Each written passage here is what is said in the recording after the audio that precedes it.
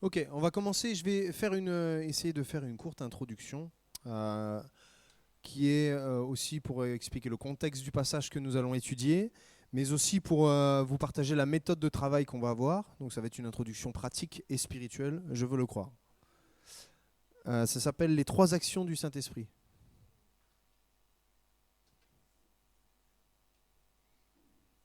Parce que si on est d'accord que Dieu agit par les signes, les miracles et les prodiges, il agit en premier lieu dans mon cœur.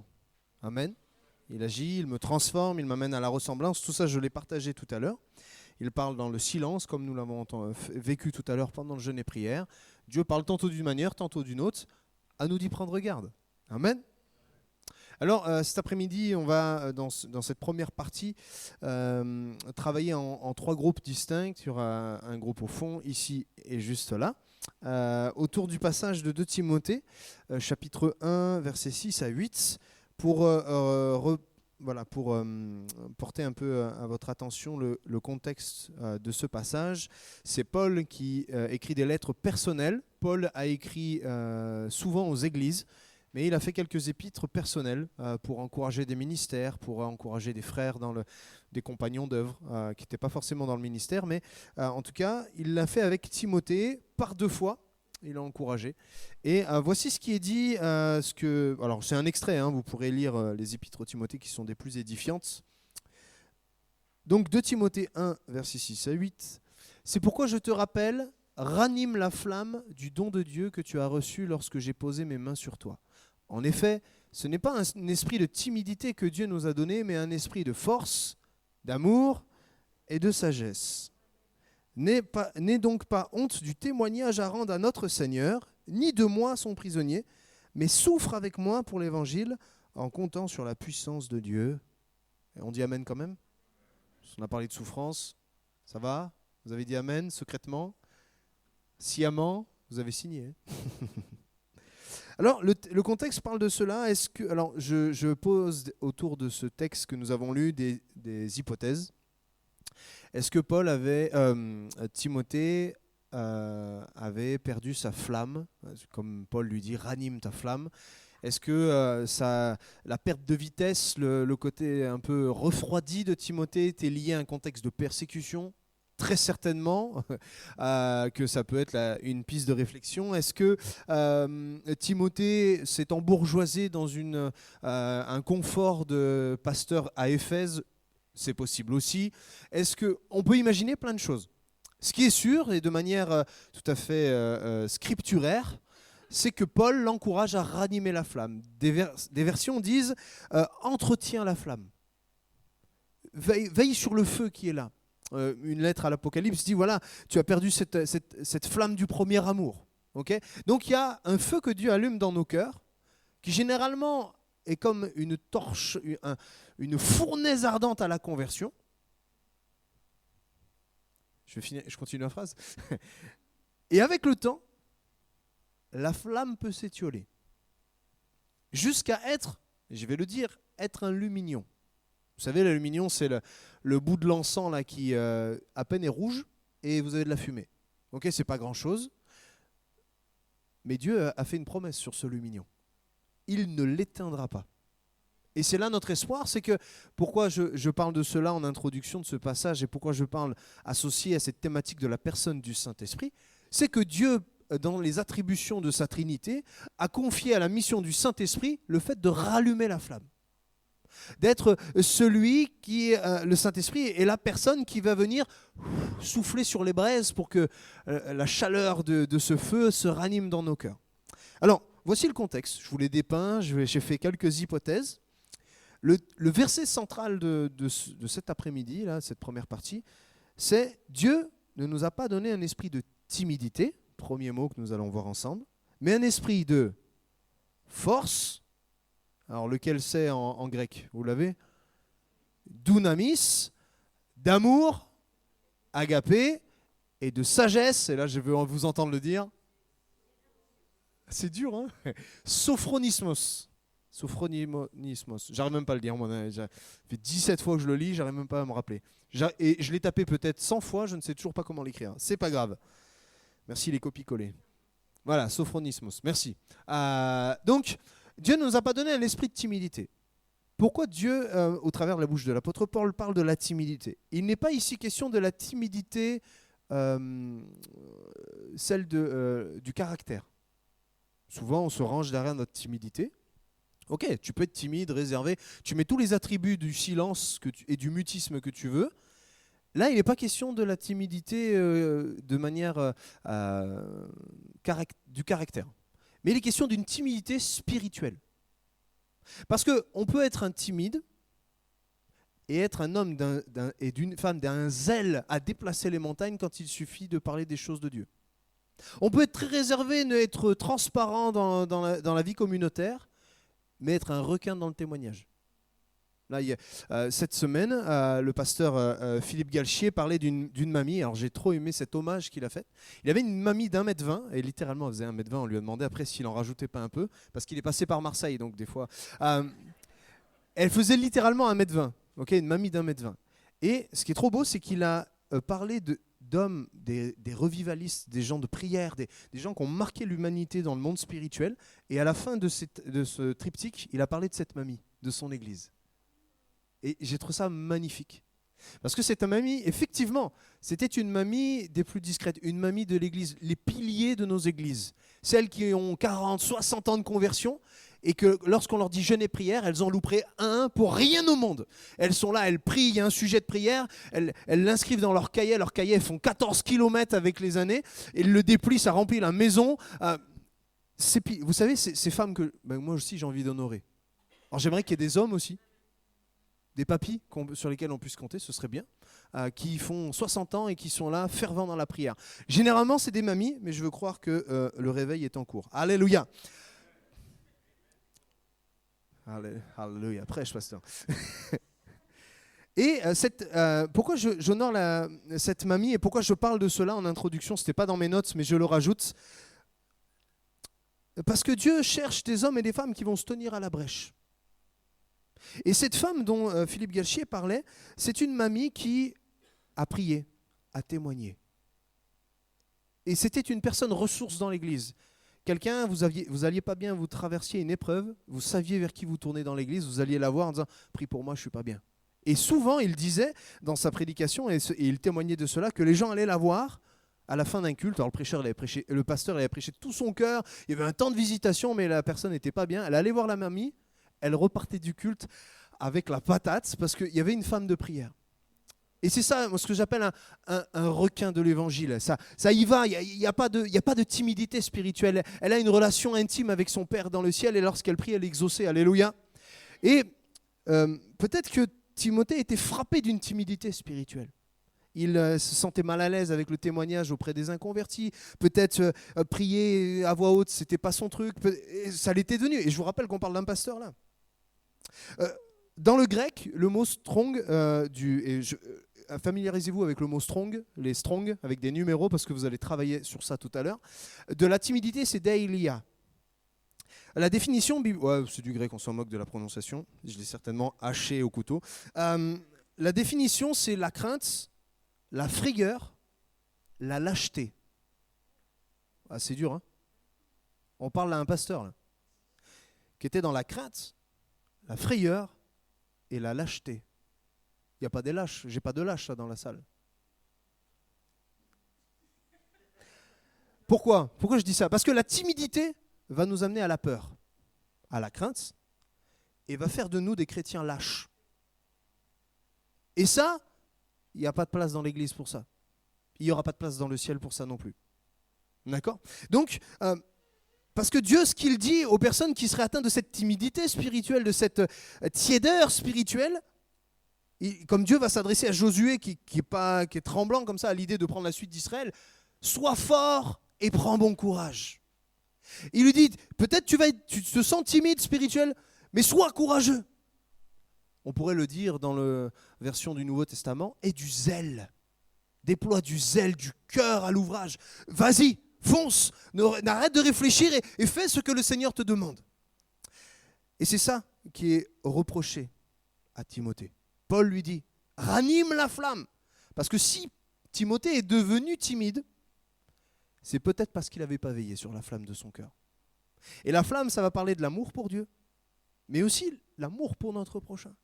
La flamme, c'est cette passion dévorante qui vient calciner nos entrailles, qui va nous amener à être émus de compassion pour les âmes perdues. Et de la même manière pour notre Dieu.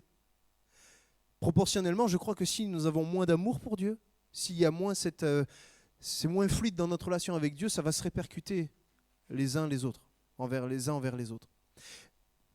Et la réciproque est véritable. Plus je vais cultiver mon intimité avec le Seigneur, plus je vais aimer mon prochain. Ça m'évitera de tomber dans la timidité. Et le verset 8 est des plus décourageants. Je suis désolé de le mettre, c'est dans la Bible. Hein. N'aie point honte du témoignage à rendre à notre Seigneur. Honte du Seigneur. Qui a honte du Seigneur cet après-midi? On est d'accord. Et puis personne ne va lever la main dans tous les cas. Mais avoir honte du Seigneur, c'est le témoignage à rendre à notre Seigneur. C'est être assuré de ma foi, être fier d'appartenir à Jésus-Christ. C'est aussi trancher quand le compromis vient à me séduire dans ma vie. C'est ça, ne pas avoir honte de notre Seigneur. Et même ne pas avoir honte de mes frères et sœurs, parce que Paul, il rappelle à Timothée, hey, je t'ai enfanté quand même, ne m'oublie pas. Oui, je suis en prison, oui, c'est pas simple, mais n'aie pas honte. Et peut-être que dans le climat de persécution, Timothée avait peur pour sa vie, peur pour son confort, peur de perdre ses habitudes, ses amarres, ses habitudes, c'est tout ce qui le distinguait de parmi les autres pasteurs de l'Asie mineure. Moi, je serais là dans cette... Et c'est ce que fait Paul, hein, mais j'aurais Timothée en face de moi, je dis, sois fort, prends courage. Et c'est ce que dit notre Dieu. Hein. Il ne va pas nous reprocher la timidité en disant, je vais te vomir de ma bouche, même si c'est écrit. Mais le Seigneur est là pour nous encourager. Et cet après-midi, c'est ce que nous allons faire les uns avec les autres.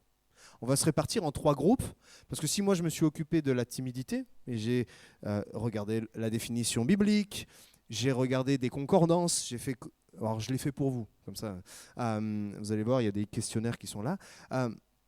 Jésus a dit, et on peut faire correspondre des termes dans Luc 9, verset 26, si quelqu'un a honte de moi et de mes paroles, le Fils de l'homme, à son tour, aura honte de lui quand il viendra dans sa gloire, dans celle du Père et des saints anges. Donc, la question qu'on va se poser, c'est, ai-je honte de témoigner de ma foi? Ai-je honte de mon Jésus? La réponse, c'est non, on est d'accord. Mais même si au fond de nos cœurs, il y aurait un petit oui qui se serait élevé voilà, et je ne juge personne, je jette la pierre à personne, on va voir que le Saint-Esprit est là pour nous faire quitter la honte.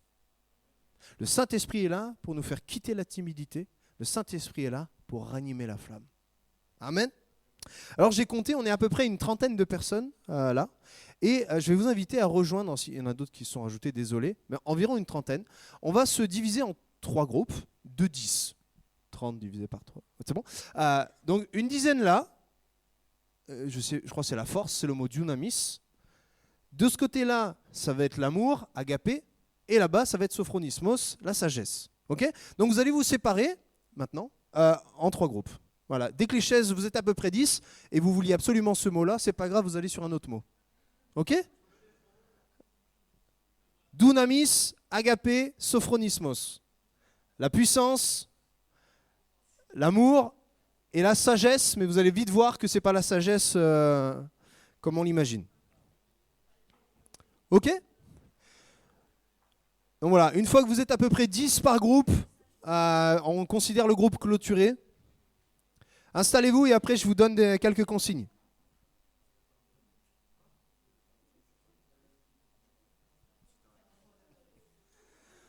Ok. Voilà, si vous êtes une dizaine, c'est bon. Après, si j'ai mal compté, 11, ça marche aussi. On n'est pas obligé de séparer ce que Dieu a uni, mais ça peut le faire aussi. Les couples, vous avez le droit de vous couvrir plus de terrain. 3, 6, 9, 10. 3, 6, 9. Là, il y a une place. 3. Oula, alors là, ils sont 14 là-bas. 3, 6, 9. Ah non, 11, 12, c'est bon. Là, il y a une place. Bon, voilà. Allez, avant que vous vous jetiez sur les feuilles et que vous commenciez à lire, je porte à votre attention la méthode. Ok. Vous avez à côté, sous chaque notion, vous avez à chaque fois le texte que nous avons lu ensemble, et en dessous, le chapitre de référence dans l'Épître aux Corinthiens. Parce que vous allez vite comprendre que la logique de Dieu, elle est biblique. Et elle se retrouve dans plusieurs chapitres. Donc, par exemple, pour amour, dans 1 Corinthiens, ce sera le chapitre 13. Ça me paraît logique. Pour la force et la puissance, ça va être 1 Corinthiens chapitre 12. Et pour la sagesse, 1 Corinthiens chapitre 14. Ok ? Donc, vous avez à chaque fois ce chapitre source. Et si vous ne comprenez pas trop la question, pardonnez l'illettré que je suis, parce que je ne sais pas écrire français. J'ai essayé pourtant. Si ça n'a pas de sens, je passe dans les groupes, je vous éclaire. Si vous avez besoin d'aide, on est là avec Luc, Valérie, Elodie. On est tous des théologiens. Donc, on va y arriver. À chaque fois, je vous ai mis le numéro du Strong. Normalement, je l'ai mis. Ouais. Il y en a plusieurs. N'hésitez pas à vous choper votre portable. Vous allez sur Internet, vous tapez Strong, le numéro, et ça va vous donner toute une définition. Ok ? L'occasion de travailler en petit groupe, c'est d'échanger. Il n'y a pas de devoir, c'est pas noté, rassurez-vous, et vous ne jouez pas votre salut. Ok ? On étudie la parole de Dieu. Je veux simplement vous amener à méditer la parole et à vous donner aussi quelques outils. D'accord ? Donc les Strongs sont des bons outils, les concordances aussi. Et Internet, il y a tout ça dedans, donc c'est pratique. Ça évite d'avoir une bibliothèque qui remplit un salon. Ok ? Est-ce qu'il y a des questions avant qu'on commence ? Ça va ? Il faudra désigner par groupe un rapporteur. Voilà, généralement c'est celui qui écrit, parce que si quelqu'un écrit très mal et le confie au rapporteur, il ne va jamais réussir à s'exprimer. Enfin, à relire surtout. Ok ? Allez, on se donne une demi-heure. On se donne une demi-heure à 14h30. À 14h30, on finit. C'est parti !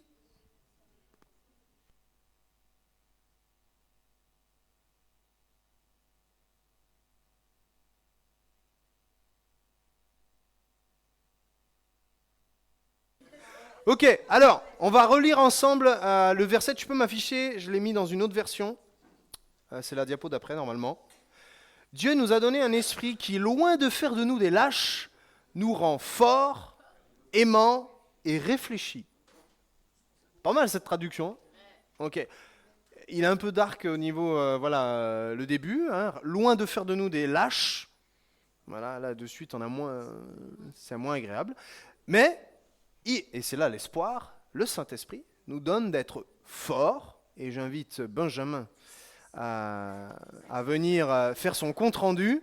Alors l'idée du compte-rendu, c'est de faire une synthèse de ce qui... Voilà, sans citer toutes les questions, répondre point par point. Ah, ça, c'était pas prévu, mais c'est fait exprès. Pourquoi c'est pas prévu ? Parce qu'en fait, l'application, c'est ce verset. Comment tu trouves, au travers de la force, un remède contre la timidité ? Tu as 3 minutes. Les autres se prennent... Ouais. Oui, pardon. Hop. Il m'avait dit le gris pour les interventions. Super. Bon, va falloir improviser.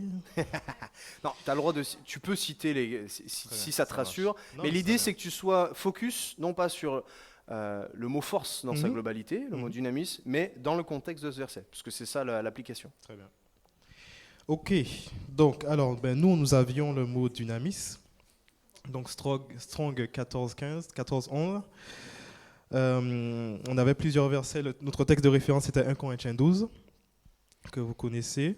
Et l'une des premières questions qu'on avait traitait donc du coup du contexte de certains mots. Donc, dynamis est représenté et utilisé par les mots. Enfin, on utilise pour traduire dynamis les mots puissance et miracle assez régulièrement. Et il y a une différence entre ces deux mots, malgré tout. C'est que ce que nous on a remarqué, c'est que le miracle, ça désigne une puissance qui est en action, qui est visible, alors que la puissance décrit une capacité qui est donnée et qui est donc invisible. Qui est donc invisible. Donc ça se référait entre l'intérieur et l'extérieur de la personne. Entre l'intérieur et l'extérieur, ouais. Ok, très bien. Voilà. Dans les différents textes... Attends, vous avez bien compris le mot puissance dynamis a une application intérieure et extérieure. Ça veut dire qu'on est acteur de notre propre vie et acteur dans le royaume des cieux. Amen. Un amen quand même. Amen. De quoi? En fait, ça agit en nous Oui. pour aller à C'est l'extérieur. Donc, pour moi et pour mon prochain. C'est ça. Le même mot, il a ces deux aspects, intérieur et extérieur. Super. Allez, on continue. Dans les deux autres textes que nous avions, donc toujours dans 1 Corinthiens 12, mais dans plusieurs versets, on voyait à quel point ce dynamis, ce mot donc dynamis, était pour l'utilité commune. Il servait du coup à convaincre, notamment où Paul, en fait, on sait que Paul il a eu un enseignement théologique, etc., avec Gamaliel, etc., tout ça, mais il tenait à dire qu'il mettait tout ça de côté et se basait uniquement sur le Saint-Esprit pour, du coup, comme fondement, comme source pour baser son message, le message qu'il devait apporter du coup aux églises. Donc ça servait de fondement. Ouais. Une démonstration d'esprit et de puissance.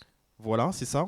Et ça servait, si tu veux, de fondement pour ce qu'il avait apporté. Plutôt que de se baser sur sa sagesse, sur son intelligence, il voulait vraiment se baser sur le Saint-Esprit uniquement pour apporter ce que Dieu avait mis sur son cœur. Amen. Voilà, et un dernier élément, ça servait justement aussi à tenir ferme, à persévérer, d'après les mots de Paul. Ok. Il y a 2 Corinthiens 12 qui nous parle de faiblesse, liée à la faiblesse de la personne. Oui. Qu'est-ce qu'a pu dire Paul? C'est ça. Donc en fait, Paul il disait, c'est alors que je suis faible, c'est alors que je suis fort. Donc, okay. Et le mot fort là, c'est quoi? Et le mot fort là, c'est dunamis. Dunamis, oui, c'est dunamis. C'est ça. donc dans ma faiblesse, c'est dans ma faiblesse que je peux être fort. C'est en reconnaissant mes limites que je peux laisser le Saint-Esprit agir. Amen. En arrêtant d'être au contrôle, que Dieu va pouvoir manifester sa gloire au milieu de nous. Amen. Vas-y, continue, Benjamin. Et je ne vais pas aborder toutes les autres questions, mais peut-être deux qui sont peut-être intéressantes pour nous face à ce contexte. C'est, puis-je choisir mes dons et est-ce que je peux progresser dans la manifestation du dynamisme? Donc la première question, est-ce que je peux choisir mes dons? Donc c'est écrit clair, noir sur blanc, c'est l'Esprit de Dieu qui donne. Amen. On est d'accord sur ça. Et la dernière, est-ce qu'on peut progresser? Ben oui, on peut progresser. Le dernier verset, le verset 31 qui nous dit, si je l'ai, non je ne l'ai pas. Aspirer au don des meilleurs. Voilà. Amen. Donc voici ce que je peux dire. Juste, j'ouvre une parenthèse. Aspirer, ça veut dire quoi? C'est désirer. Non, c'est pas ça. Hein. Avoir faim, avoir soif, désirer ardemment. Oui. Est-ce que vous désirez ardemment la puissance, le dynamisme de Dieu? Il va falloir le pratiquer du coup. Alléluia. Amen. Merci Benjamin. On l'applaudit. J'invite l'apôtre de l'amour à venir. C'est qui le porteur? Ah, c'est Christian, voilà. J'avais oublié qui était. Christian, où tu es? Christian, tu es là. Alors, de la même manière, Christian, tiens le micro. Parce qu'on enregistre comme voilà. Ça. Si tu veux te poser. Alors, j'ai la lourde tâche de vous représenter, n'est-ce pas?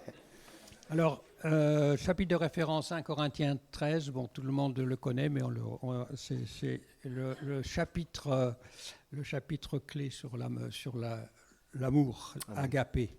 Hein, mais on en verra en détail. Alors, dans Strong Agapé 25-26, on indique que la signification d'amour, hein, d'agapé, aimer, préférer, amour, charité, affection, voilà. Et par contre, 53-68 et 53-73 donnent un sens différent, mais pour un mot différent, pour filia ou filia, je crois, c'est aimer, baiser, amour du monde. Hein, donc c'est un amour humain, quoi. Okay. Et quelle définition vous avez donnée en opposant? On voit la différence entre la... Oui. Quelle définition pratique vous avez donnée avec votre groupe? Amour divin, amour donné par Dieu, hein, et amour qui vient de l'homme, quoi. Ok. Hein, et c'est quoi l'amour de Dieu? Comment il est? Est-ce qu'il est réciproque?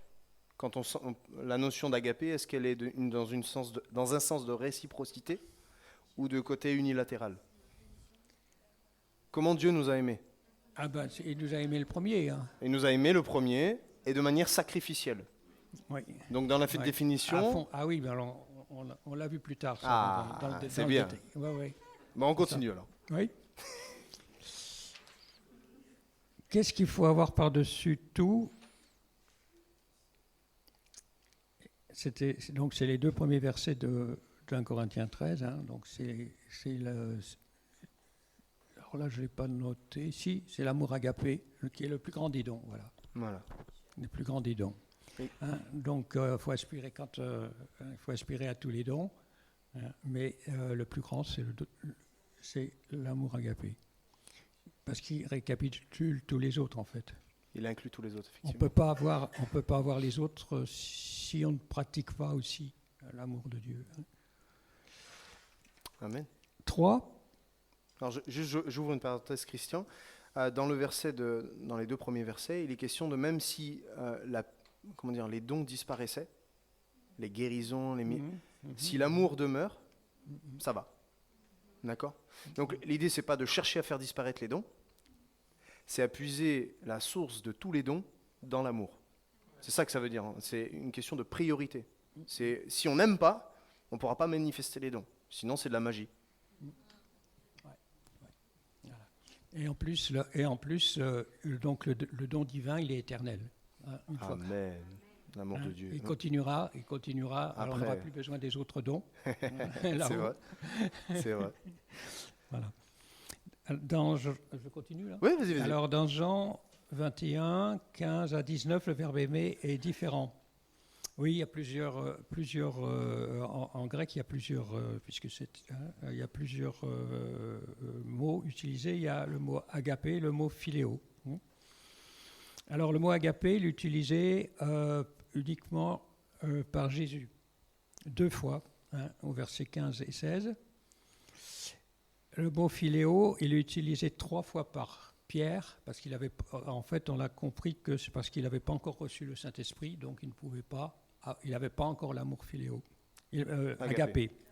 Voilà.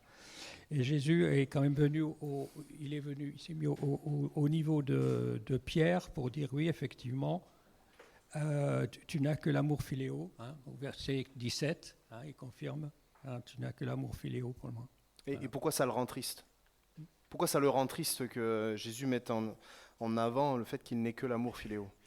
Parce qu'il s'aperçoit qu'il lui manque quelque chose encore. Exactement. Il lui manquait un paquet de trucs. Ouais. Pierre a réalisé à ce moment-là que jamais il ne pourrait aimer de manière agapée. Jamais il pourrait aimer dans sa chair. Jamais il pourrait aimer comme Dieu aime. Mais la Pentecôte est passée par là. Et après, il a pu aimer agapé, selon la nature de Dieu. Voilà. Extraordinaire. Hein? Alors là, on a répondu à la question suivante en même temps. C'est-à-dire que, on fait une synthèse. Que Jésus confirme la manière dont Pierre l'aime à ce moment-là. Amen. Alors, selon les références suivantes, qu'est-ce qui a précédé l'agapé de Jésus? Donc, on a lu ces 3 textes, Marc 1, 40 à 42, Luc 7, 11 à 15, et Marc 6, 34 à 37.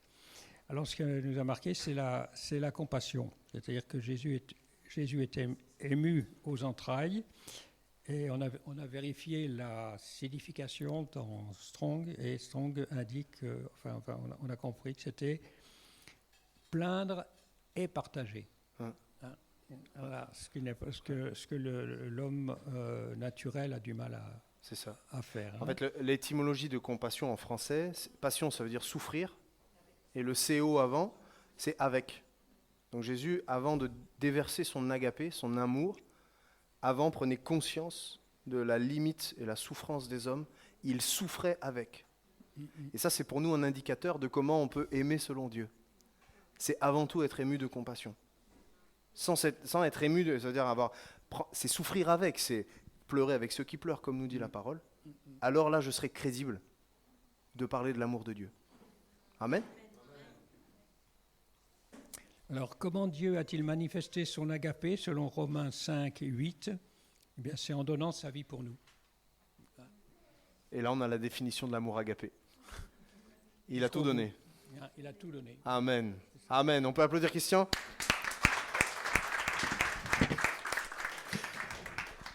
J'invite le sage parmi tous les sages. On peut l'encourager parce que c'est pas simple.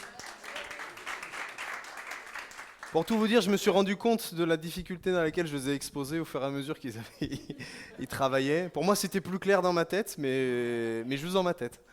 Non, mais ils sont valeureux. On peut encore les applaudir, le groupe de Sophronismos. Allez, pareil. L'idée, c'est sors des questions problématiques où tu arriveras difficilement à faire de définition et tout ça. Essaye de nous faire une synthèse de tout ça, de ce que tu as compris.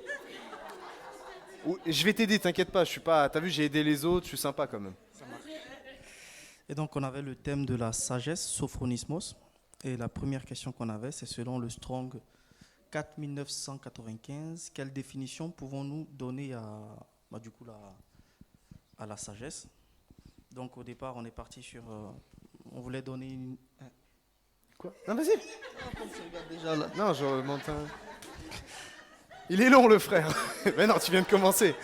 Non, c'est moi, je surveille le timing. Sois en paix, frère. D'accord. Au départ, on était en train de savoir s'il fallait donner la définition qu'on trouvait sur le Strong ou s'il fallait donner une définition selon nous. Donc on a posé la question, on pouvait faire les deux. Donc j'ai essayé de noter les deux. Sur la définition du Strong même, on a autocontrôle et modération. C'est ce qui définit la sagesse. On est d'accord sur ça, les gars? Ouais, vas-y, c'est toi le porte-parole. Autocontrôle et modération. Ensuite, on avait une autre... non, on avait aussi dit que la sagesse était aussi un outil pour le jugement. Donc, en 2... Mais Jonathan, on a le droit de juger, du coup? Si on a le droit de juger? Est-ce qu'on juge? Est-ce qu'on est appelé à juger? Je peux répondre selon moi ou... Oui. Bah oui. Ah. Oui. Est-ce qu'on a le droit de juger? Oh, si. Ah, totalement, si. Pour moi, on a le droit de juger. En fait, cet exemple, il est là pour nous montrer qu'on n'a pas compris ce que Dieu disait par rapport au jugement. Dieu n'a jamais dit « vous ne jugerez pas ». Il a dit « vous ne condamnerez pas ». Juger, c'est aussi discerner. Et c'est sophronismos, en fait. C'est arriver à prendre les gens comme ils sont, dans la galère dans laquelle ils sont, sans les jeter. Et les accompagner. Donc on peut juger sans condamner. Amen. Continue, mon frère. C'est ça. Ensuite, j'étais à la 2, il me semble. Oui. Dans 1 Corinthiens 14, verset 20, quelle notion est mise en avant? Bah, du coup, le jugement. Amen. Sans condamnation. En 3, dans les références... Alors, attends, juste je fais une parenthèse. Pourquoi le mot jugement et sagesse vont être de pair? Tout simplement parce que dans la racine du mot sophronismos, on vient au terme jugement. Et ça nous montre quel est ce que Dieu veut que nous puissions appliquer par le Saint-Esprit. Une maîtrise, un contrôle, mais aussi un discernement et un jugement des situations. Et parfois des personnes.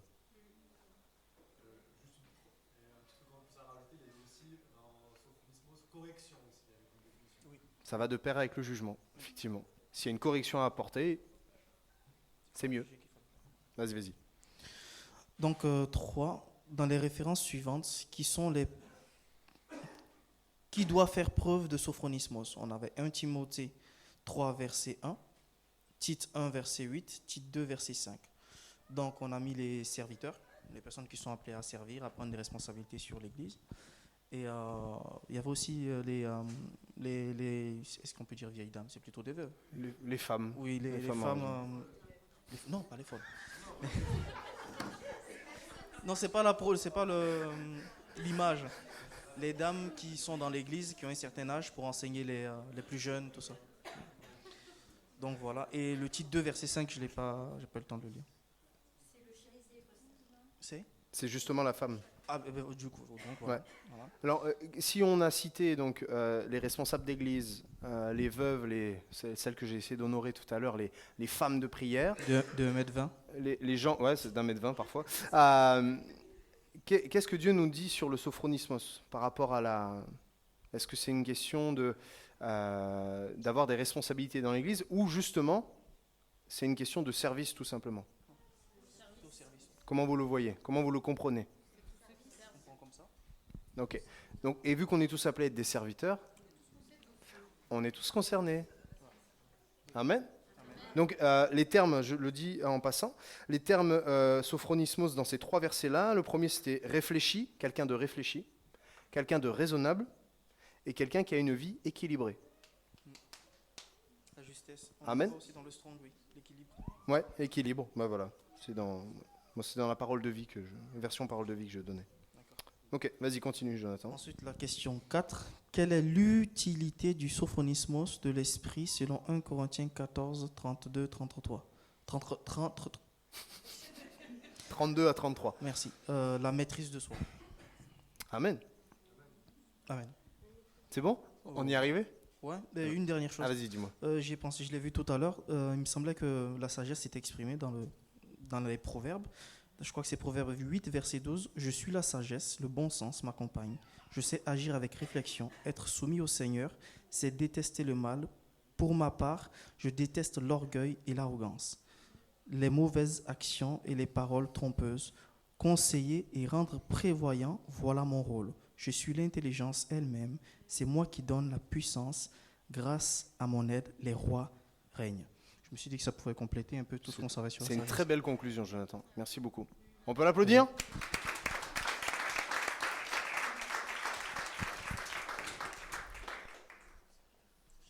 Merci, j'en ai pas besoin. Merci.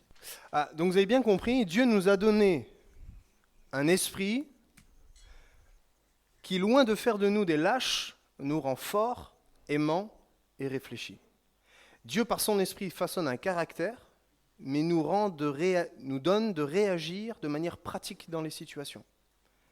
C'est-à-dire que quand je suis comme Timothée atteint de timidité maladive parce que je n'ai pas veillé sur ma flamme et ainsi de suite, on l'a fait tout à l'heure en introduction, je dois compter sur le Saint-Esprit en fait, qui va me fortifier, qui va me faire goûter à l'agapé de Dieu, à l'amour de Dieu, et qui va m'amener à être quelqu'un d'équilibré.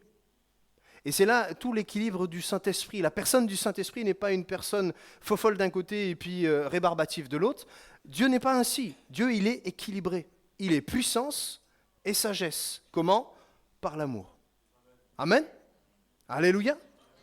On peut juste courber nos fronts et demander l'aide du Saint-Esprit pour que dans notre vie pratique, de notre vie de tous les jours, il nous rende forts, aimants et réfléchis.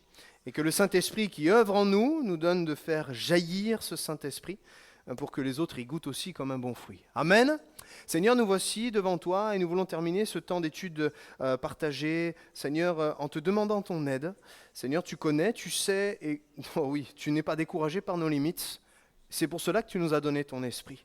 Et Seigneur, comme tu as eu par la bouche de l'apôtre Paul compassion de Timothée et tu l'as utilisé pour l'encourager, je voudrais, Seigneur, qu'au travers de cet échange où nous avons chacun participé, que nous puissions être des encouragements les uns envers les autres. Seigneur, à chercher la personne du Saint-Esprit pour sortir de notre timidité, sortir de nos torpeurs, sortir de nos limites et aller plus loin avec toi. Seigneur, tu vas nous aider parce que c'est ta volonté.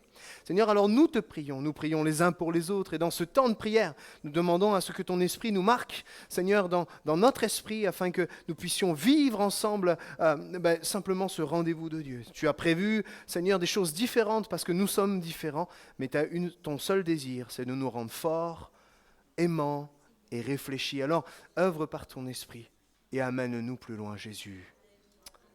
Amen.